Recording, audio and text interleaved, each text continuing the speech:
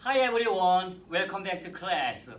네, 솔리번과 헬렌 켈러 영어 교실에 오신 것을 환영합니다. 저는 강사 다빈치 조입니다. 네, 그럼 오늘은 이제 4강을 맞이하셨는데 저는 오늘 4강의 그 제목을 문장의 완성이라고 이렇게 한번 뽑아봤습니다. 그 문장의 완성을 들여다보니까 주어가 자신의 생각을 동사를 통해서 창출해낸 목적어 보호의 마음을 담는 것, 이렇게 제가 표현을 해봤습니다. 네, 이것이 바로 우리가 공부하시는 주어, 동사, 목적어 보호의 그 깊은 뜻을 이해하게 되시고 이것이 바로 공식으로 연결되는 것을 이제 만나시게 됩니다. 저는 아이들에게 뭐 유치원 아이든지 초등학교 아이들이든지 제가 이런 걸 한번 냅니다.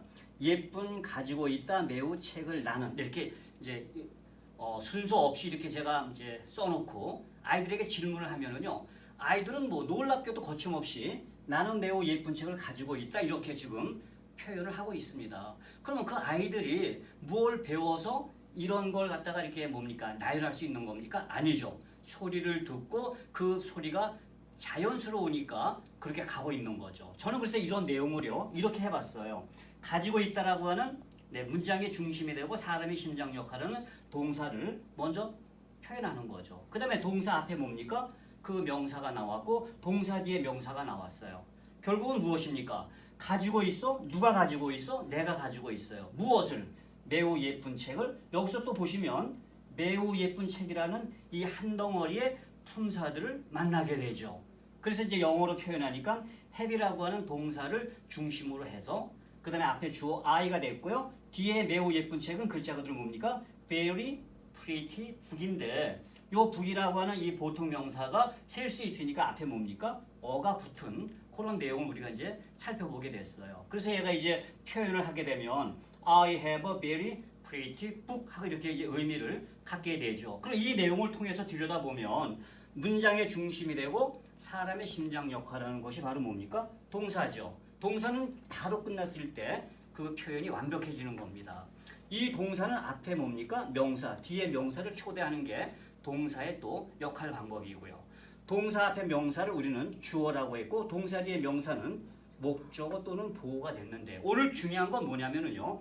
동사에 의해서 목적어인 명사, 보호인 명사를 이제 우리가 만나게 됩니다. 네.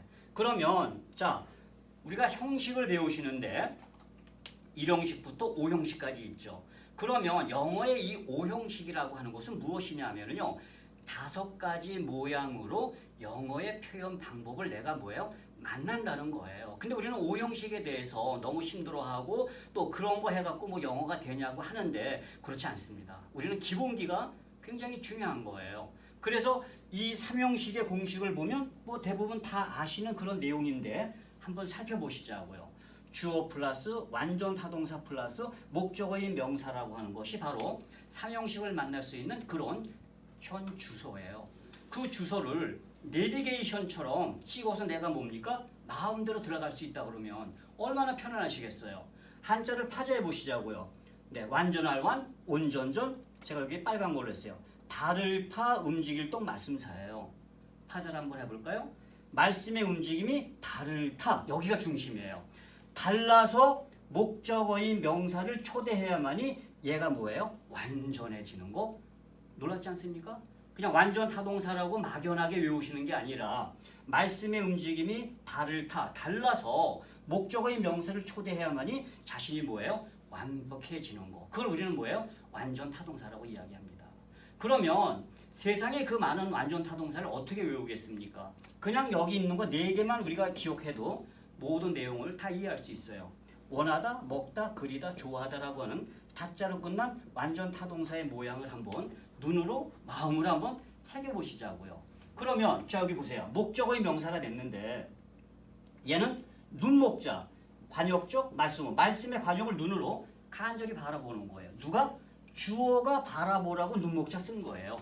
여기에 또 생명력이 있는 거 아니겠습니까? 제가 그래서 여기 주어가 자신의 생각을 동사를 통해서 창출해낸 목적어 보호의 뭐예요? 마음을 담아내는 것.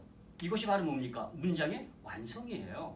그래서 여기 이제 보시면은 목적어인 명사에 사과, 빵, 커피 한 잔, 뭐 여러 가지 명사가 있지만 제가 3개를 한번 초대해 봤어요. 자, 여기 사과에 받침이 없어요. 사과를 원하다, 사과를 먹다, 사과를 그리다, 사과를 좋아하다, 네, 을자가 붙었어요. 또 빵이라고 하는 받침이 있는 거 보니까 빵을 네, 원하다, 먹다, 그리다, 좋아하다, 을자가 붙었어요. 커피 한 잔을 뭐 원하든지 먹든지 마시든지 네, 그렇게 또 우리가 이제 살펴보면 되겠습니다. 그래서 완전 타동사와 목적어의 명사의 관계성을 정확하게 이해하는 게 그게 바로 뭡니까? 문장의 완성이에요. 그래서 주어는 항상 뭡니까? 동사를 통해서 자신의 생각을 목적어 보호에 담아내는 것. 네, 바로 이게 문장의 생명력이 되는 거죠. 그러면 자, 이 내용을 가지고 그대로 한번 만들어 보시자고요. 당신은 무엇을 원하십니까? 그냥 원론적인 걸 제가 한번 써봤어요. 그랬더니 자, 문장의 중심이 되고 사람의 심정 역할하는 동사를 이제 뭡니까? 먼저 써보는 거죠. 얘는 이제 의문문이 되다 보니까 요 순서하고 조금 달라질 뿐이에요.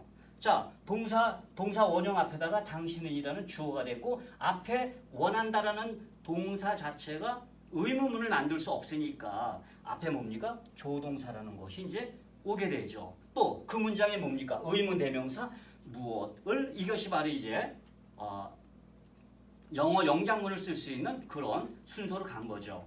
그럼 얘를 한번 발음을 해보시자고요. What do you want가 됐고 뒤에 question mark. 네, 질문이 이제 표시가 됐어요. 그런데 가수에게 필요한 게 뭡니까? 노래 가사 완전히 외워서 음정과 박자가 정확하고 부드럽게 할 수 있는 게 또 가수가 할 수 있는 그런 내용이죠. 저는 여기서 이렇게 말씀드리고 싶어요.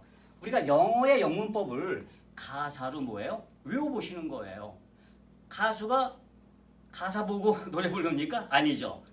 영문법 너무 힘들어하지 마세요.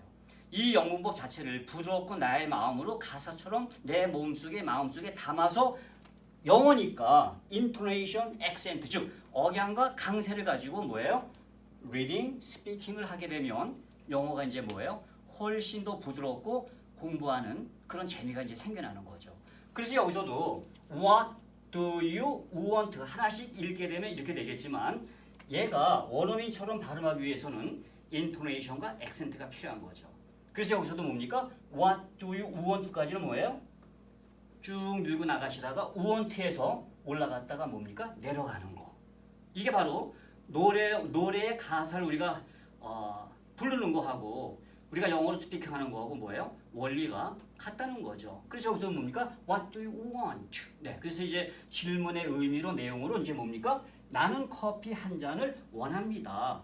마찬가지죠. 원한다라고 하는 중심 동사를 쓰고 앞에 뭐예요? 나는이라는 뭐예요? 주어가 왔고 뭘 원해? 커피 한 잔을 원하게 되는 거죠.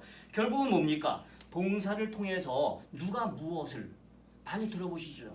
누가 무엇을 어디서 언제 어떻게 왜 이것이 바로 뭡니까? 우리가 문장을 만들어내는 그런 품사의 원리를 이해하시는 거예요. 굉장히 뭡니까? 편안하고 재밌는 거예요. 동사를 중심으로 해서 누가 무엇을 어디서 언제 어떻게 왜 다 해결되는 거죠. 그래서 여기서 뭡니까? want라는 완전 타동사를 중심에 쓰고 I에 뭡니까? 앞에 주어 I가 왔고 뒤에는 뭡니까? A cup of coffee가 됐어요. 커피라고 하는 건 뭡니까? 잔에다가 마셔야 되고 컵에다가 마셔야 되니까 이 a cup of를 우리는 학교에서 이제 단위 명사다 이렇게 이제 또 배우신 게 기억이 나실 거예요. 물 같은 경우는 뭡니까? water 같은 경우는 a glass of water라고 하는 a glass of. 네, 그래서 이제 단위 명사가 그 뒤에 어떤 물질 명사가 오느냐에 따라서 이제 담아내는 그릇이 달라진 걸 우리가 이제 발견하게 되는 거죠. 여기도 마찬가지예요. I want a cup of coffee지만 얘도 뭡니까? intonation과 accent를 적용해 보면 I want a cup 여기까지 한 번에 오시는 거죠. I want a cup coffee가 되는데 여기도 이제 연음으로 가게 되면은요. want하고 어가 부닥치게 되면 wanna 이렇게 발음이 되죠. 그 다음에 이제 cup하고 어부가 되니까 cover 이렇게 돼요. cover 그 다음에 커피가 되는 거죠. I wanna cover coffee 이렇게 I wanna cover coffee 이렇게 해서 인토네이션과 액센트의 그런 의미를 담아낼 수 있는 게 바로 삼형식에서 만나는 거예요. 삼형식을 다시 말씀을 드리면은요.